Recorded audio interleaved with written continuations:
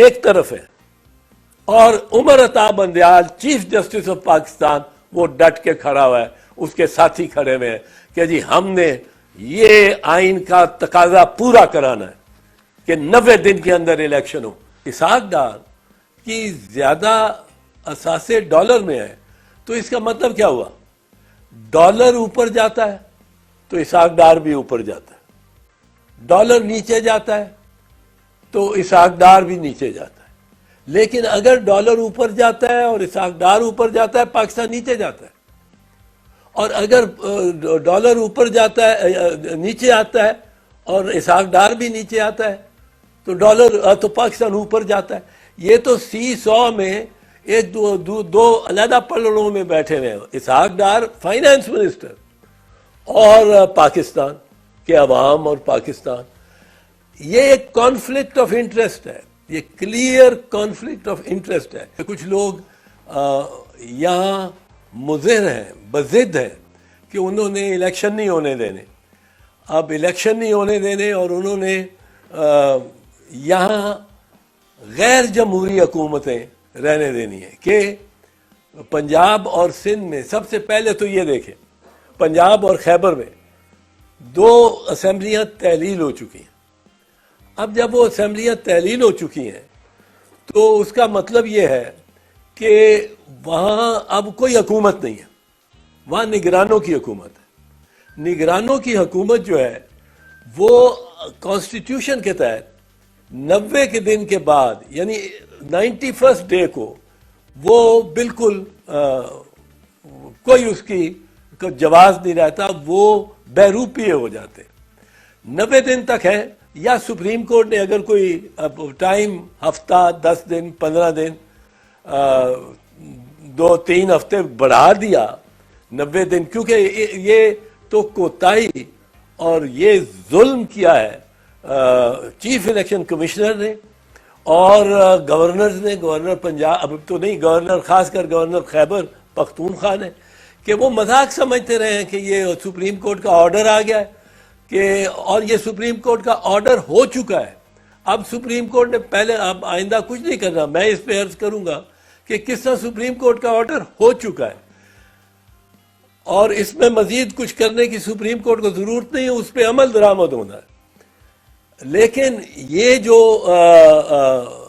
ان کا ایک خواہش ہے، اصل بات یہ ہے کہ ان کا یہ خواہش ہے کہ 90 دن کے اندر الیکشن نہ ہو، الیکشن آگے جائیں۔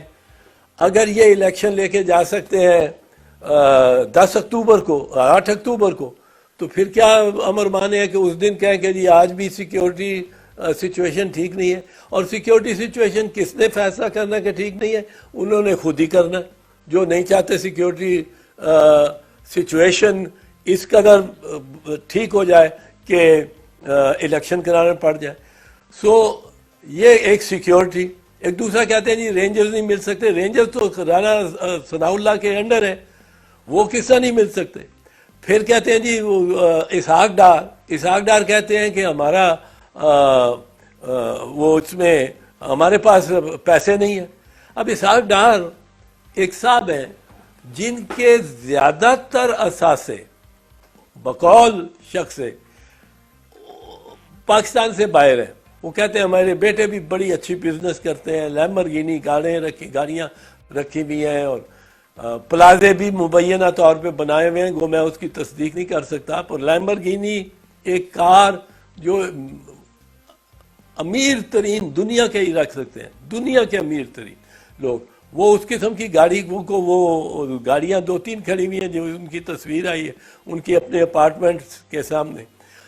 اب وہ کہتے ہیں کہ جی یعنی وہ زیادہ تر ڈالرائزڈ ہے، وہ ڈالرائزڈ ہے۔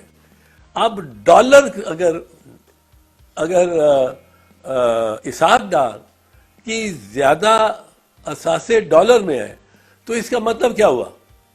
ڈالر اوپر جاتا ہے تو اسحاق ڈار بھی اوپر جاتا ہے، ڈالر نیچے جاتا ہے تو اسحاق ڈار بھی نیچے جاتا ہے۔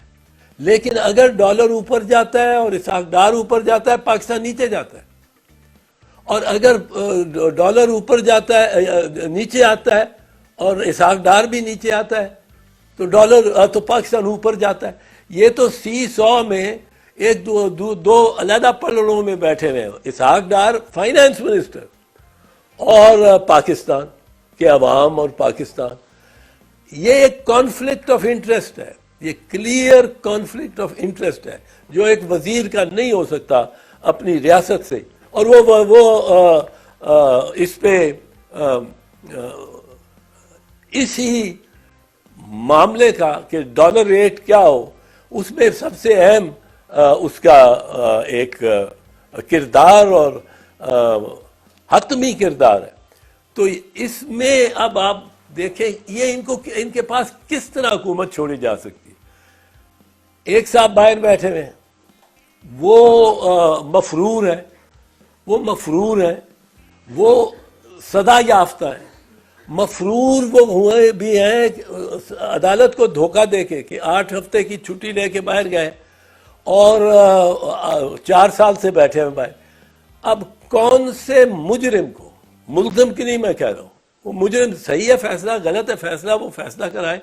کون سے مجرم کو کس عدالت نے اس دنیا میں یہ دیا سہولت دیا کہ وہ اپنے ملک سے اور عدالت کی اختیار اس سماعت کا جو ایک دائرہ ہے اس سے باہر چلے جائے؟ کبھی نہیں ہوا. ملزم کو بیل دے کے اور آپ پاسپورٹ رکھ کے یا پاسپورٹ دے کے اور باہر جانے کی اجازت دے سکتے ہیں. مجرم کو آپ جیل میں سے ہی نکال لیں تو بڑی اس کی غنیمت ہے اس کے لیے. اور اس کو آپ اور وہ باہر بیٹھا ہوا، وہ ہمارے سامنے چل پھر رہا ہے، انہی اپارٹمنٹس میں آ جا رہا ہے جو متنازع ہیں.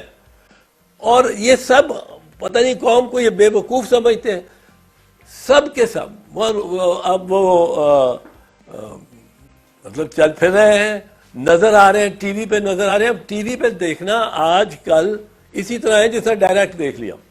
ٹی وی فاصلے قریب تر کر دیتی ہے، تو ساری قوم دیکھتی ہے ان اپارٹمنٹ سے ان کو آتے جاتے ہوئے.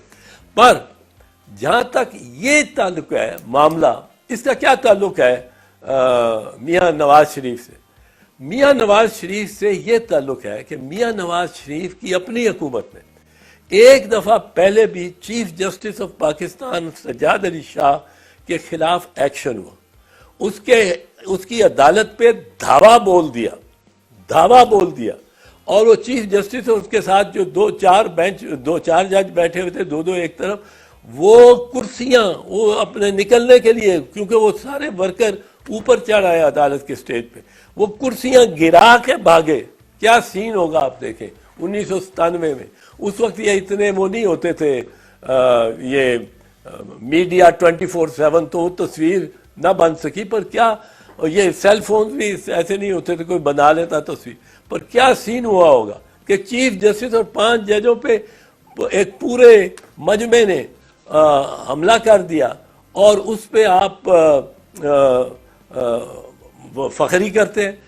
پھر آپ کی ٹیپس اور آڈیو ٹیپس پکڑی گئی کہ آپ نے ججز کو یہ کہا کہ بی بی شہید اور آصف زرداری صاحب کو سزا دو، زیادہ دو، اور میاں صاحب یہ کہتے ہیں، اور میاں صاحب کی ڈکٹیشن پہ آپ نے ان کو سزائیں دی، جو بعد میں سپریم کورٹ نے سیٹ اسائڈ کر دی اسی بات پہ کہ اس پہ.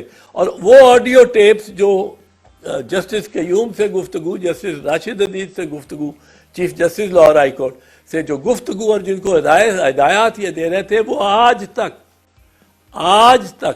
18 سال ہو گئے اس کو، وہ کسی نے ان کی تردید نہیں کی. نہ میاں شہباز نے کی ہے، نہ سیف الرحمان نے کی ہے، کسی نے تردید نہیں کی.